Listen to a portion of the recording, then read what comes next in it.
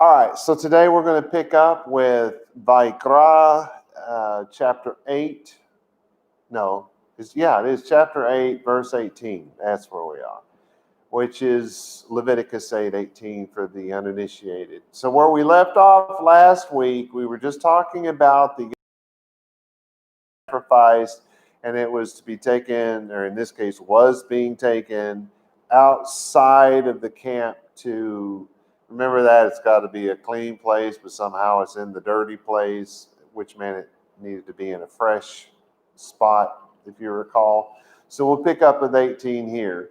Literally in English, it would make little sense. He approached Ram the burnt offering, and he leaned, Aharon and sons his, hands them upon head the ram. Of course, the longer you listen to this, the more sense it begins to make, right? So we start off with vaYiqra, and he approached. Now you remember this is, it's really not what we think of as approach, although the word is not wrong, because we think of approach as to draw near to something, to come close to something, that sort of a thing, or the time is approaching, so it's getting closer to whatever the time happens to be. And it's not, like I said, it's not really wrong, and you could certainly apply all of that to what's being said here. But all it's doing is leading you to this idea that he's now turned his eye from the cow to something else, and he's going to approach it. Now, it hasn't told us what, but we're going to find out real soon, because it says et. If you recall, et has no meaning. It's just a kind of an arrow. It points at something. And what does it point at? El. Ezel, El, you remember that? That's not a beer that you drink. That's a ram. That's the Hebrew word for ram, because of the twisted horns. You've seen those, really long, twisted, and that's probably not it, right? Because it's not a ram, right? But rams, they have it comes out of here and goes around. That's what they mean by that. And we know that because it's a ram. This is ha'olah. So that's olah. No, it's not. That is the same word. Different meaning in Hebrew, though. That's the burnt offering. They've added the word. In our world, it would be the definite article, the, but in their world, it's just the definite article. So anyway, we would say the burnt offering, and that's fine. Vayismechu, and he leaned he. And you should remember this from last week if you were a part of that. But this is the placing of what will turn out to be someone's hands. So you're not really leaning against it. It's not propping you up. It is not supporting you in any way, if you will. You're just laying your hand, in this case, on something. So, but then it says Aharon. So Aaron must have leaned on the ram. No, it doesn't say that, because it says Aharon uvanav. Aaron and his sons leaned on it. Oh boy, it must have been a really big ram. No, you know what I'm talking about. Et Yedehem. Oh, there it is. That's the word for a hand in plural. Hands. Their hands. This is all, which is the Hebrew word. It's not the English word A-L-L. It's the Hebrew word that we would generally spell A-L, just with one L. But it's on or upon, so they laid their hands, they placed their hands on. Of course, we know it's the ram, right? But it's going to be more specific, because now it's going to say Rosh. That's the head. So they're going to lean their hand, they're going to place their hand on the head of this ram. And then this is Ha'ayil, so it's saying the ram again, in case you missed it the first time, I suppose. And then that's the end of it. So the translation, and he, now speaking of Moshe, if you don't believe me, back up a verse or two. But the he here is Moshe. And he went to the ram for the burnt offering, and he placed the hands of Aharon and his sons on the head of the ram, because they're getting ready to sacrifice this ram, right? Well, it doesn't literally mean that Moshe grabbed everybody's hands and placed them on the head. Now, he may have, if he was into pomp and circumstance and ceremonial type things, he may well have done that. But remember, this is an idiomatic language with some literal meaning. So you could, but if you start arguing, oh no, it says he placed their hands, so it has to be, no, you don't understand Hebrew at all. It doesn't work that way. Does it mean that he didn't do it? No. I mean, it could have happened that way. But the point, the most important part that we're supposed to get from this is that at this point, Aharon and his sons laid their hands on this animal. And did they do it at the same time? I don't know. Just because it's stated the way it is doesn't mean that they all did this at the exact same time. Could they have? Well, if you're talking about just his descendants from his wife, Aharon, his literal sons in that time, because the sons of Aharon, that's every priest that's ever been from that time till now. That, although we haven't had any priests in a long time, not officially, we have not. There are people who like to think that they've done that, but no, because there's not been a temple, so this hasn't happened. But there were a lot from the time of this happening. This is the very first happening until now. And would there have been other priests at this time inaugurated? I think so. I don't think it would have been just his physical sons. I think it would have been all of the men who were Levites who were being inducted into this position at this time. So the idea of all of them putting their hands on at the same time is pretty ludicrous, because it says on the head of this animal, not just on the animal in particular. And there would have been a lot of them, not just, however many sons Aharon had. I could have told you that a while back, but I don't remember now how many sons he had. But anyway, it's not important. It's just that this is the way it's going to be done by these men who were called the sons of Aharon from now on. That's all this is really trying to get across. We can compare this to Shemot 29:15. You remember that's Exodus. It said, and this again is my translation, and you shall take the first ram, and Aharon and his sons will put their hands on the head of the ram. So now listen to what it says. In Exodus, it's saying they will put their hands on it. And this one is now saying that, at least it sounds like it's saying, that Moshe actually placed their hands on it. So do we have a conflict? Is this a mistake? No, it's not, because in Hebrew, this works both ways. You can say that Moshe did it and make it sound like he physically did it, but if you understand the Hebrew language, you know that that's not where they're going.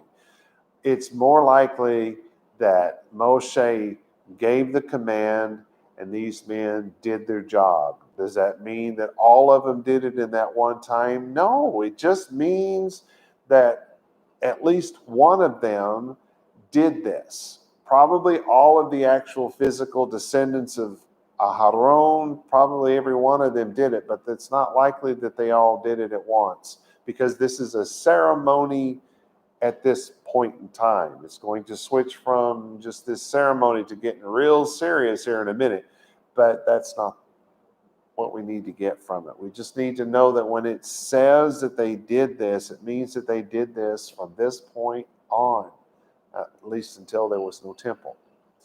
Even Ezra wrote that the one ram, whichever one Aharon chose, because see, he doesn't know which ram it was. He's reading this, he said, well, it could have been the first ram, it could have been the second one, I don't know, because he's reading the word echad to mean one.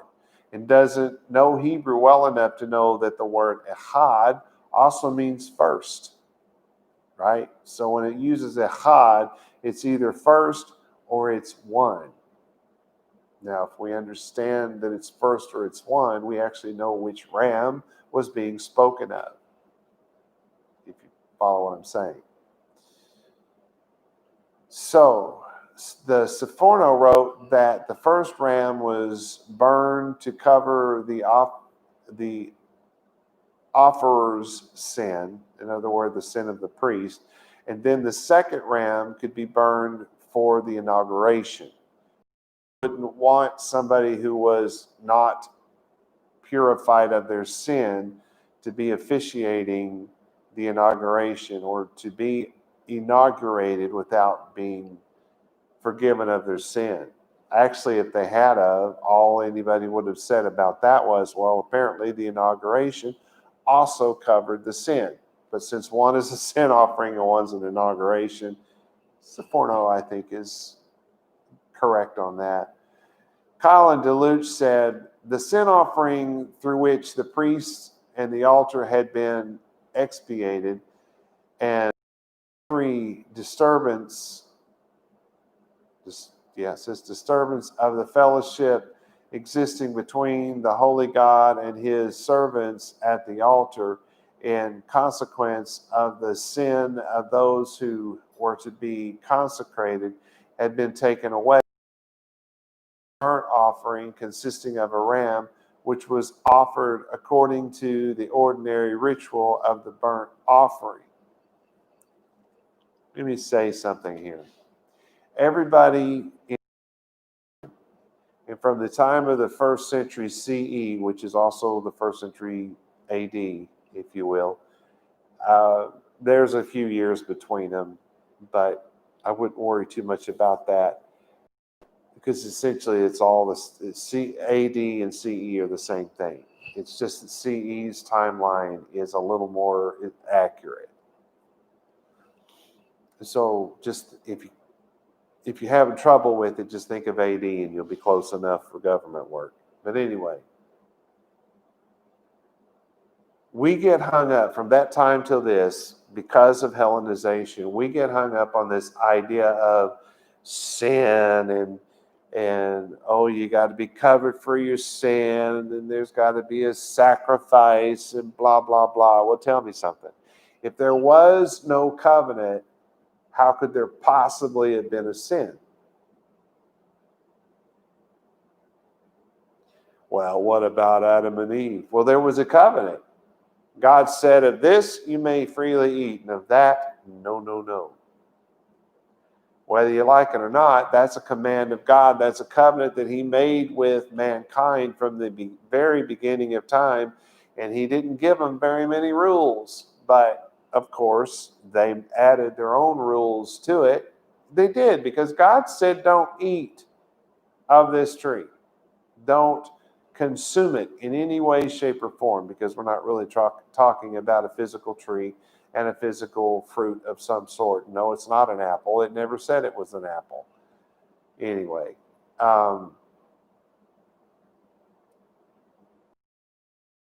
they were given instruction from God that makes it a covenant, because God said there will be a punishment if you break this law. Well, that indicates that there was a covenant here. Apparently not a covenant that needed a blood sacrifice. All right, so God says don't do it. That's not good enough for man. So man says don't touch it and don't do it, right? So a oral command, a fence was laid around the Torah right in the very beginning of the book. The Jews had already done this, right? Mankind had already done this. It's not necessarily a Jewish thing, but obviously it's a mankind thing. If there's a rule, we're going to make more rules to go with those rules. We can never just accept the rule in itself. And so they go in and they break that rule. They consumed something that they were not allowed to consume. And it cost them dearly, right? So what's happening here that these men have to be forgiven of? They haven't eaten from the tree of death and all that. They were run out of the garden, right? They're not in the presence of God. So what's all this talk of this sin? To live in sin is to live a life that is contrary to the law of God. Now, these people had not been given the law of God that we know of, but they were, in fact, living a life of the commands that they were given, because they were given commands. Their father Abraham, our father Abraham, he's our father too, right? Because we come from that same line. And that line is not a bloodline. That line is a religious line. And we follow that line. If we follow the law of God, then we do. And, and some of us were actually born of the bloodline, but that's not the point, because it's never been about blood. And I feel like I'm digging myself on a hole trying to explain this.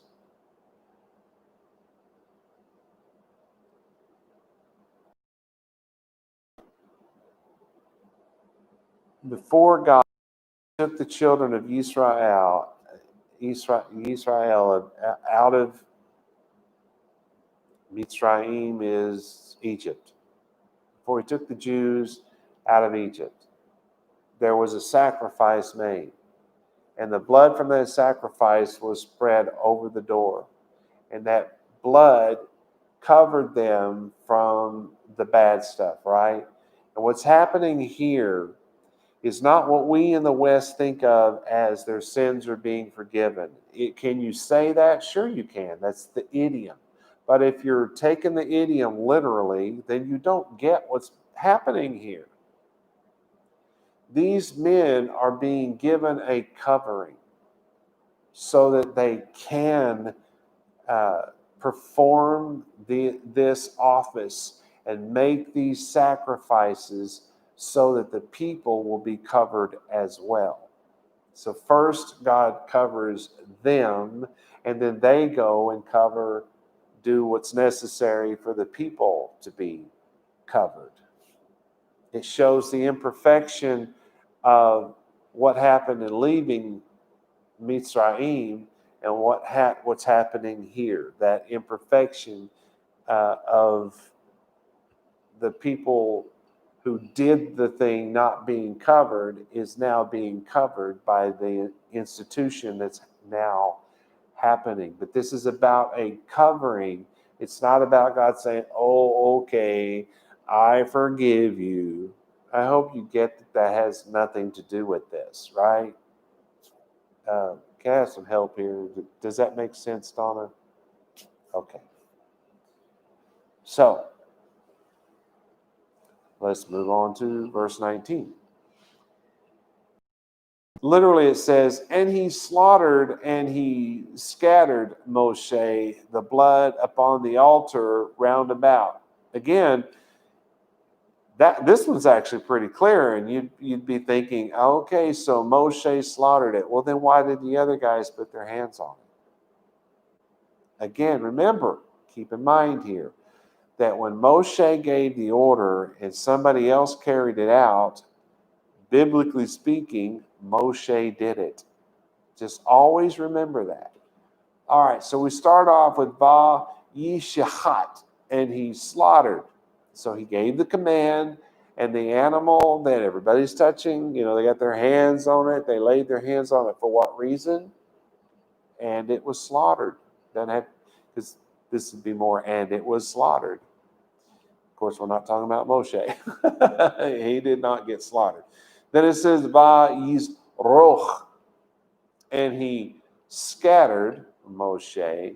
This is where maybe Moshe scattered that blood, and maybe he didn't. Maybe he gave the order, and the high priest did it, or the priest did it. Maybe Moshe did it. We don't actually know. And unless it lays it out specifically, we can't know. And you know what? That's okay. We don't have to know everything. We don't have to know why God has given us this law or that. And no, once we think we've figured it out and we've corrected it, that doesn't give us the right to break the law. A good example,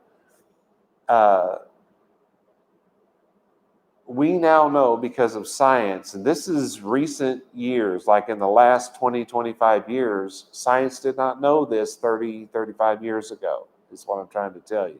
But it's 20 or 25 years ago, if it was that long,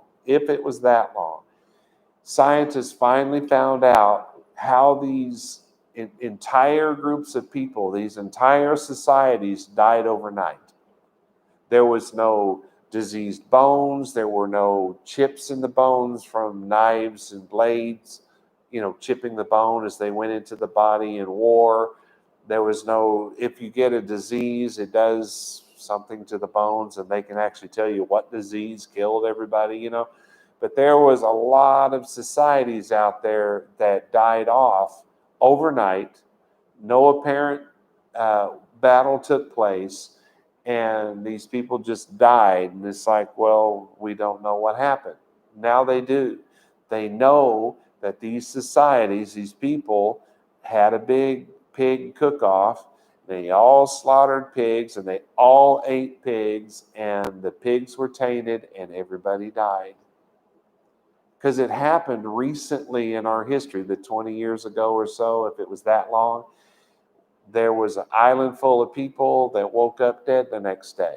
And then a day or two later, the island just not too far from it, that whole group of people woke up dead the same as the other island. And it was because they had all had their big pig roast, and some birds had flown off course by about 200 miles, and they flew over those islands. And when they fly, they relieve themselves. And when that poop hits the ground, the pigs see that as hors d'oeuvres. So the pigs eat this stuff. And had the people have shot the birds and eaten them, the scientists say they would have maybe gotten an upset stomach. They're not even sure that would have happened. But they said that whatever it was that these birds were carrying, once it went through the system of the pigs, it became, like 1,000 times more potent or something. And when the people ate the pigs, it killed them. So,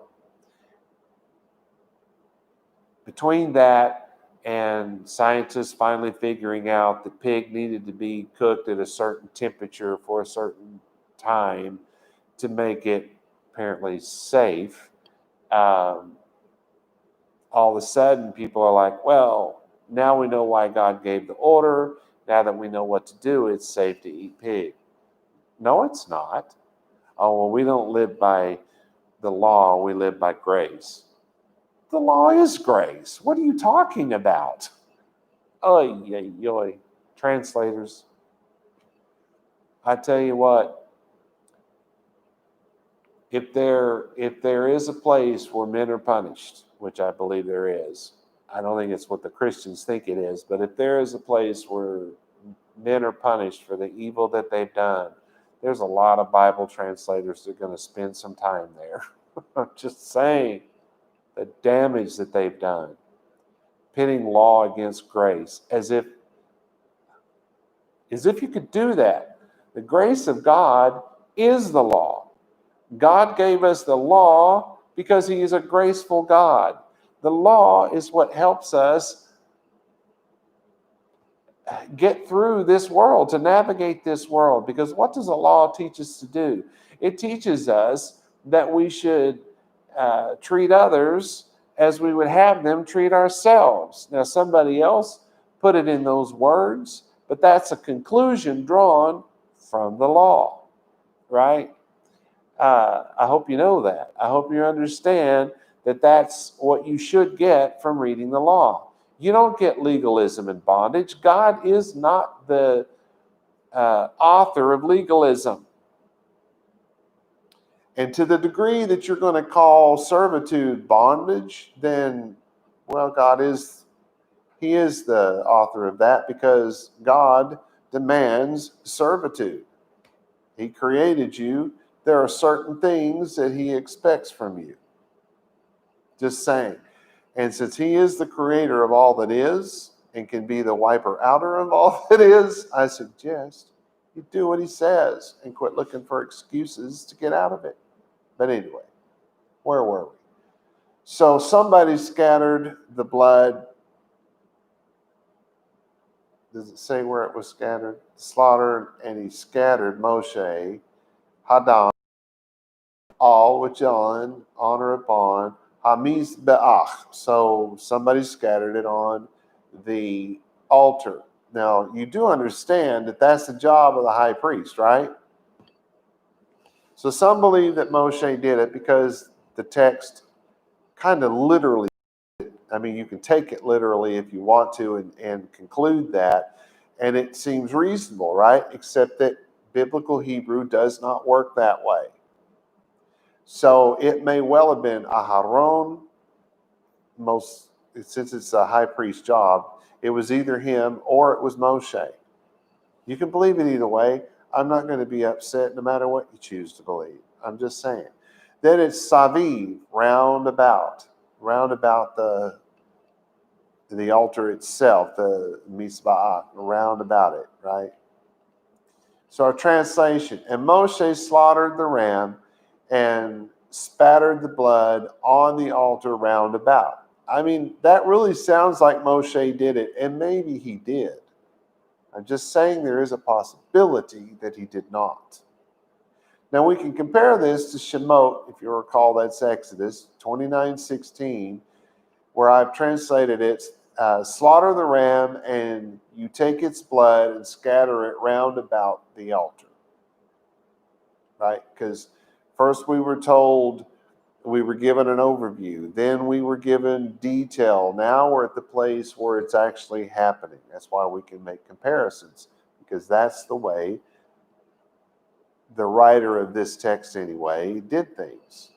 You got the overview, then you got the details, and then you got the repeat of the overview, the repeat of the details, and eventually there was another repeat, but it was being repeated because it was actually being acted out. We're at the place of acting it out.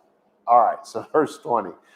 Literally it would say, and the ram divided to divide his, and he burnt incense, Moshe, the head and the pieces and the fat.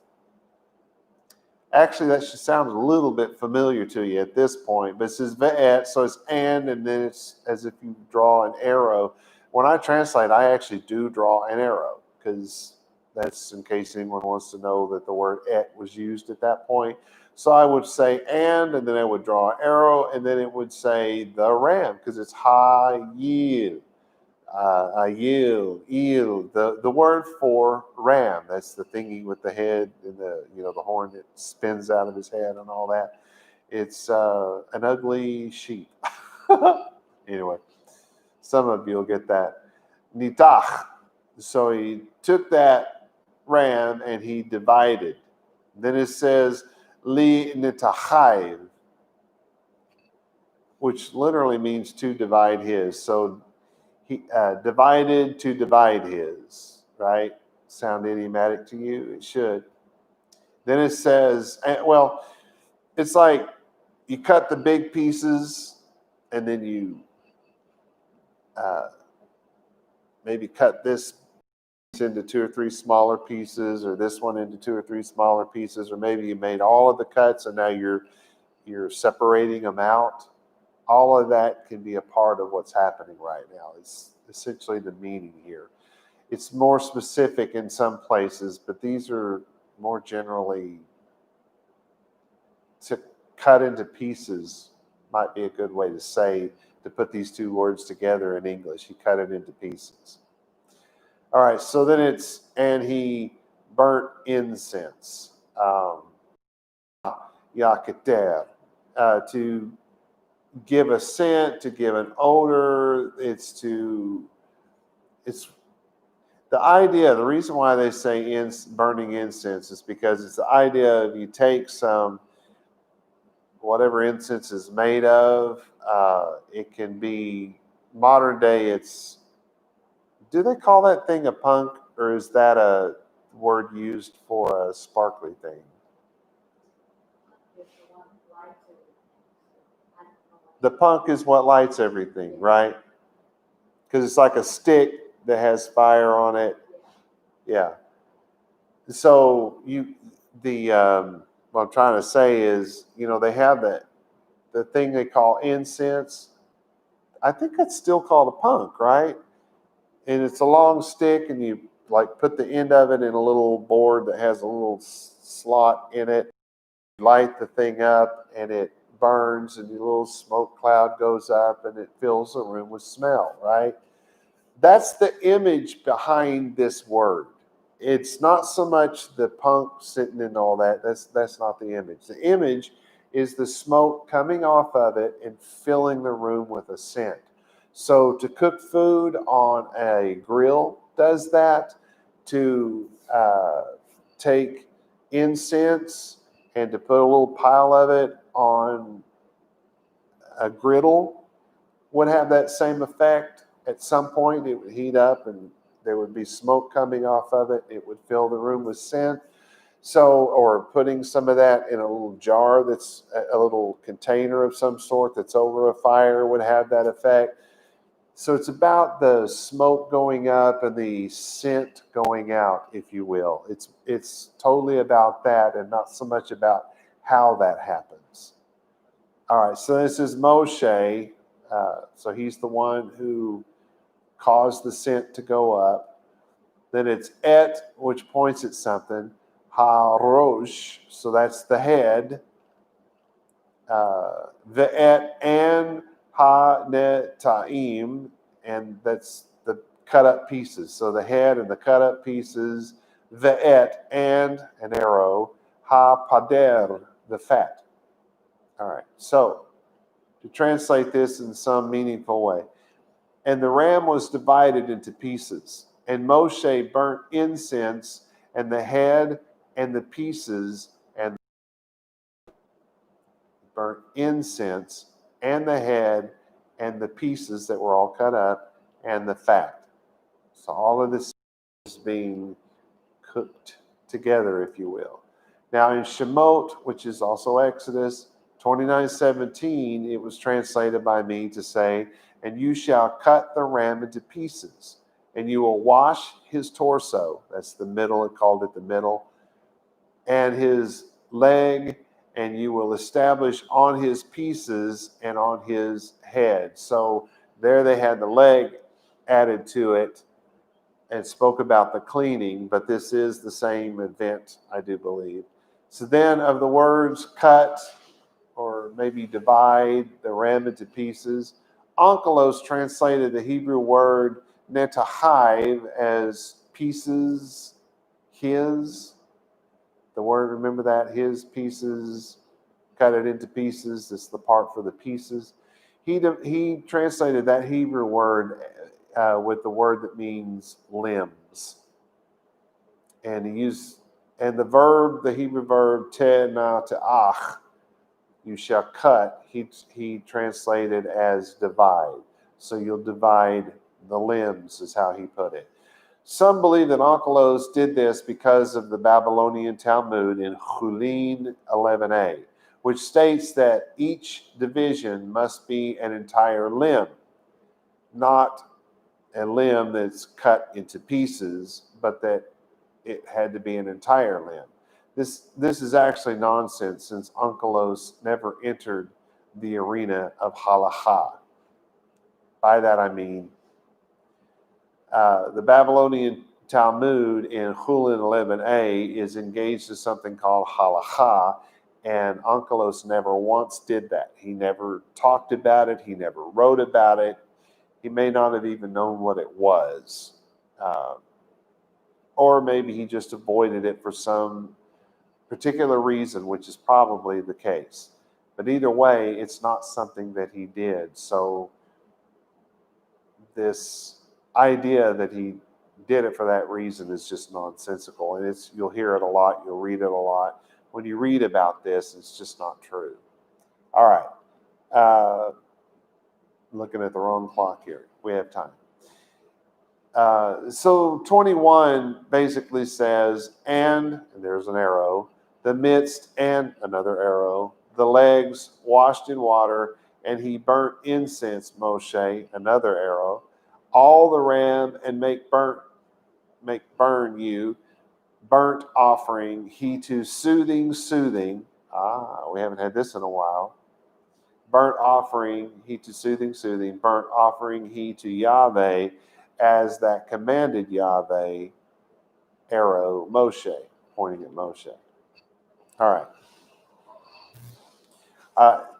I like what's going to happen with this verse. So ve'et, and then there's an arrow, ha-kerev. So what's happening? Well, here's what's happening. Remember in Exodus 9, there's the cut the ram into pieces, and it talks about the torso and all that stuff, and it didn't do it here.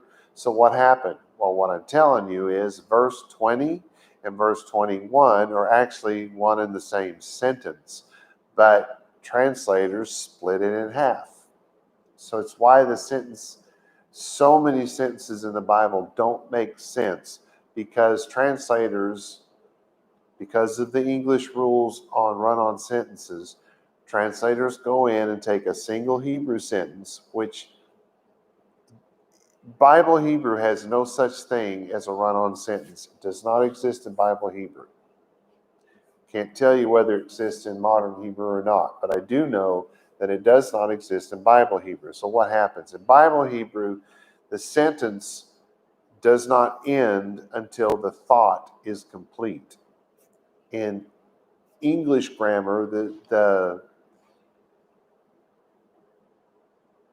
a complete thought sometimes takes an entire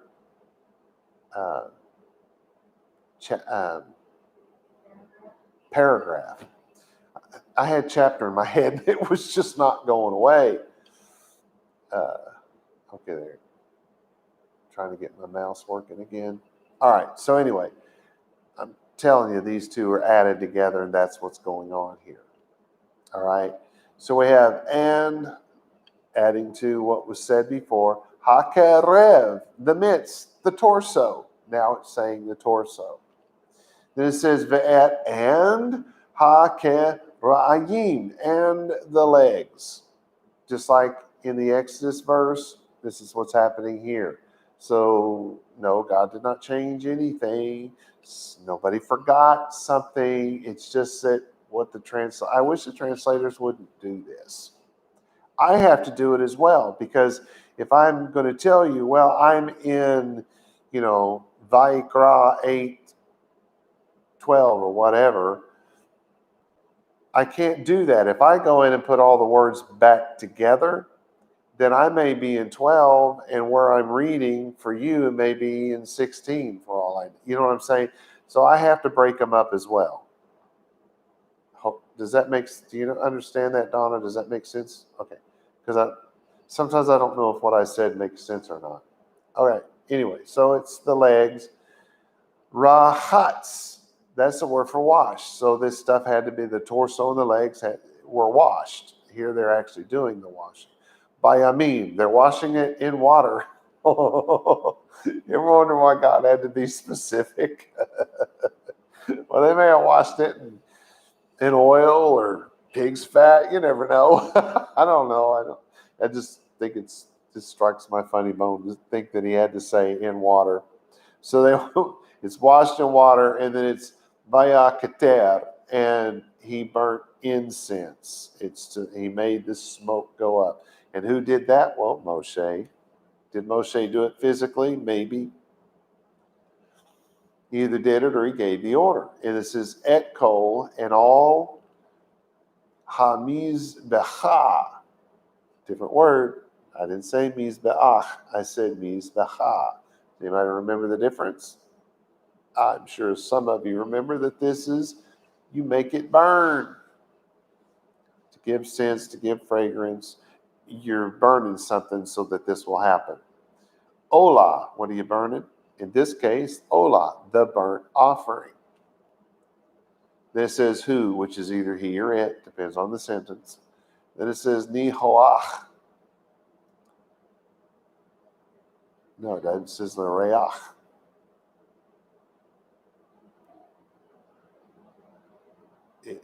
he burned it so that it would make the scent, so that it would make the smoke go up and the smell to go out. And this is the hoach, which is soothing, satisfaction, delight, to be delighted. Isha, we're using it, that's just the word for fire, but this is the burning of the offering. But it says who? It, burning of it, the burning of the offering. Then it says La Yahweh. So for Yahweh, it's to him, it's for him. Ka'asher, that's that word, as that, or according to, or accordingly. You could say in any of those things. Ziva, according to what? The command, the order that was given, and it says Yahweh, so the order that was given by Yahweh, et Moshe. So here we know that Yahweh gave this order to Moshe, and it was done, it was carried out according to the command that God has given. So again, it doesn't mean that Moshe did it because Moshe was commanded by God. It's saying that this took place, that this offering was made according to the fact that God gave the command, and it was obviously given to Moshe. All right, so our translation. And he washed the torso and the legs in water, and Moshe burnt incense, the whole ram, and made the burnt offering burn. Why did he make it burn? He made it for the pleasure in knowing God's children are covered. Do we remember this? The word that brings to be delighted, to have something that brings pleasure, something that makes someone delighted. It says to sense soothing, literally, right? Or to soothing. But what's being said here is that it was done because in doing so, this brought great pleasure to God. And what brought great pleasure was God knowing that his children are covered. And then it goes on, a burnt offering to Yahweh, as Yahweh had commanded Moshe. So the sweetness is not our obedience in making the sacrifice. Why this was sweet to God was not because what he had told Moshe was now being carried out for real. That's not what brought God this sense of delight, this sense of satisfaction. God was not delighted and satisfied because the sins had been covered. So because you did this thing and now God can say, okay, I forgive you. No, it brought God pleasure to know that his children were covered. That's what's happening here.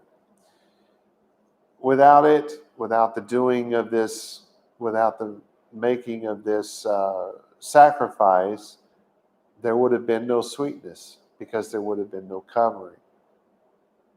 The sweetness is the fact that we are covered by the sacrifice made to God. Could you imagine, just think about this, particularly those of you who are just regular old Jews like me, think about for a moment, just let yourself go for a moment and think about how satisfied would God be? How soothing would it be to God for the Messiah to make a sacrifice? Because if the Messiah is a sacrifice, then that sacrifice is eternal. It is so powerful that it will never have to be made again. What kind of satisfaction would that bring to the Almighty God?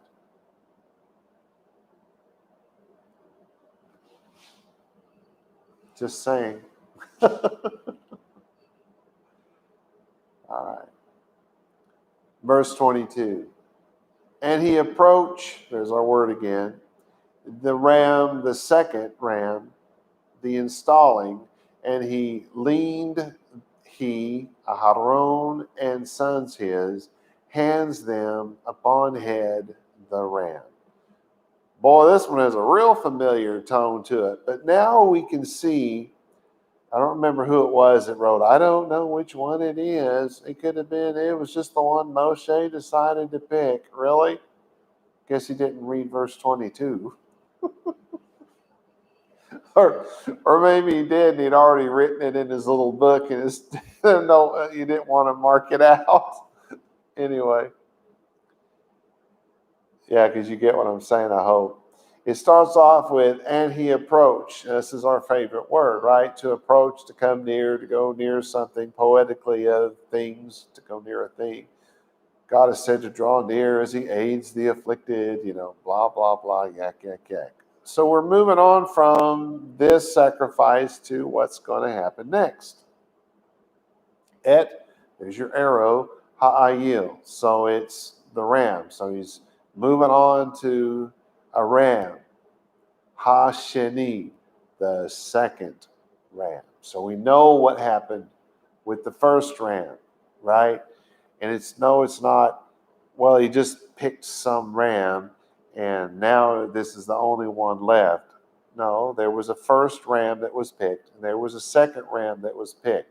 The first ram that was picked is the first one that was sacrificed. The second ram that was picked is the second one that we're now going to talk about. It hasn't said what's going to happen to it, right? So it's Hashini, the second. El, there's your word for ram. And it's from the idea of it's the picture of the rounded horn is where we get the word for ram. This is Ha-Miluim. This is the inauguration. That's our word for the inauguration. So it's the second ram.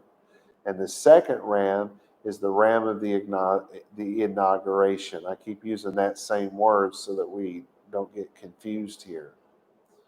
Then it says, vaYismechu, and he leaned it.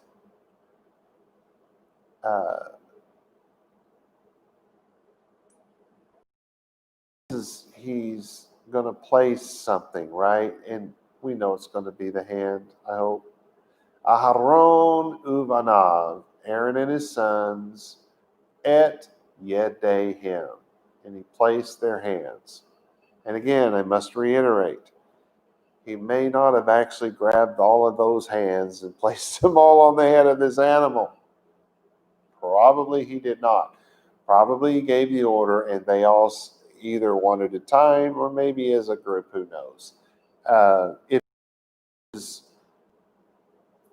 immediate family, then they probably all could have put their hands on, but I honestly doubt that. How many hands can you put on the head of a ram all at once?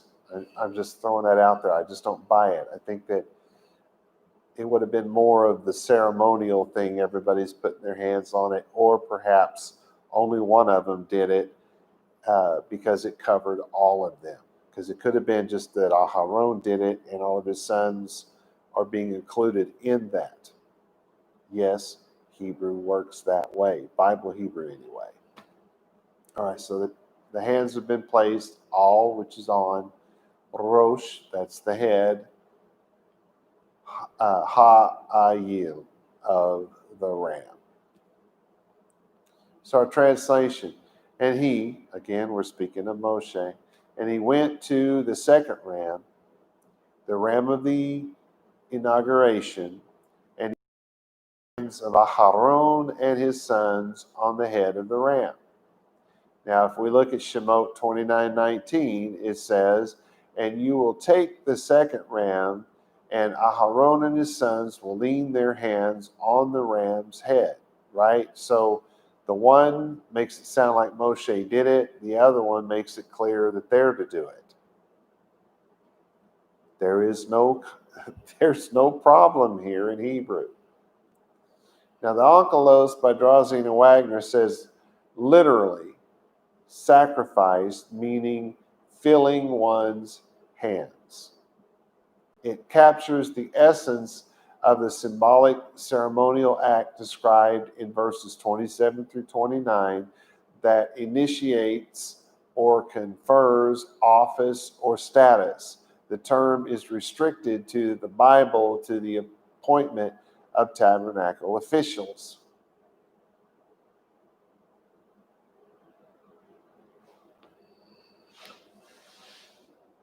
Which word are they connecting that to? Second ram.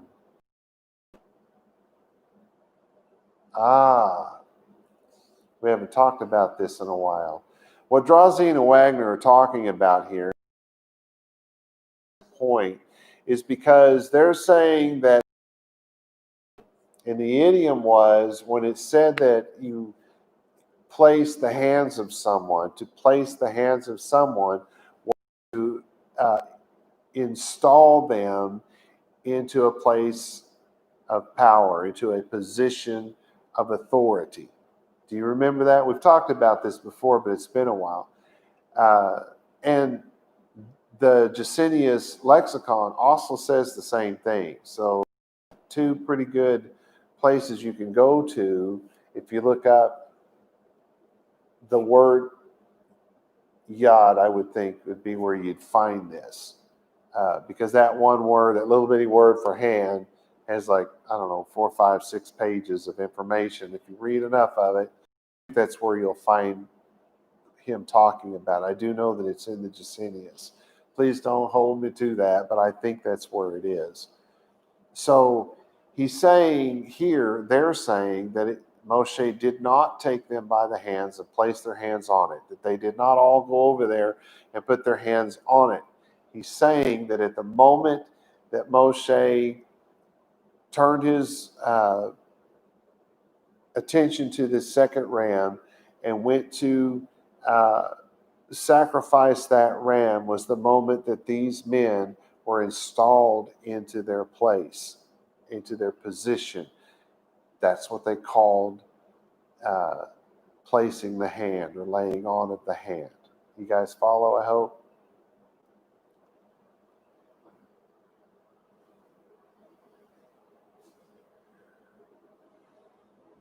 Yeah, and it looks like Colin DeLucher saying the same thing. This was followed by the presentation of a peace offering, which also consisted of a ram called the Ram of the Filling, or of the filling, or of the fill offering, was something else it's called in English. From the peculiar ceremony of the flesh by which this sacrifice became a consecration offering, inducting the persons consecrated into the position and enjoyment of the privileges of the priesthood. So that's 3 different places that you can go to and find 3 different groups of scholars or individual scholars saying exactly the same thing. And these guys were top-notch scholars. So I think that we can accept what they're saying, that there's no literal laying on the hands, that we don't have to argue whether Moshe did it or Aharon and his children did it, because it probably didn't happen, since the idiom simply means that they were being, at this point, their position is now theirs. They have now been sworn in, if you will, since we just had a president sworn in. He wasn't president until he was sworn in, right? He was president-elect. So you can say something along those same lines. From the point where Moshe was first given these orders, and he was told that Aharon and his children would be in these positions, at that moment they became high priest and priest-elect. And at this point, when the sacrifice is being made, they're actually becoming high priest and priests. Does that make sense? I hope so. That's a way to tie it into modern stuff, right? Let's see. Ooh, I'm sorry, but I don't think we have enough time to do the next word. We're going to have to cut it off here just a little bit early. Shalom v'shalom, y'all.